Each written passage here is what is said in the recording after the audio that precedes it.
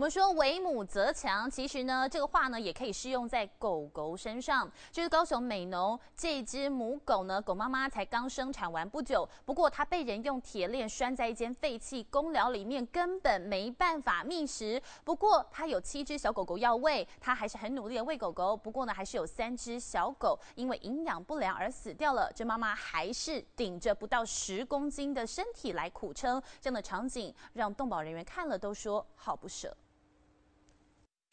是谁这么狠心，把这只狗妈妈用铁链拴在废弃公寮？已经不知多久没吃东西的母狗瘦成皮包骨，体重不到10公斤的它，还是挤出仅有的奶水喂给狗宝宝。动物紧急救援小组监护通报赶来时，狗妈妈生的7只小狗已经饿死了3只。要是再晚一点发现，可能狗妈妈和小狗们都会饿死，让志工看了很心疼。因为它很瘦，那个铁链又很大，然后我们就是几个人就合力帮他把那个链子弄开。动保志工把狗妈妈和小狗都送往医院治疗，经过几天休养，终于恢复元气。狗妈妈胖了1点多公斤，现在小狗喝母奶也喝得饱了。不过当初到底是谁将狗妈妈用铁链拴住又不喂食，显然蓄意要将狗饿死。农业处说，民众若是涉嫌虐待动物，依照动保法最高可以罚50万元。动保志工希望能揪出狠心拴狗的人，不要让更多狗狗受害。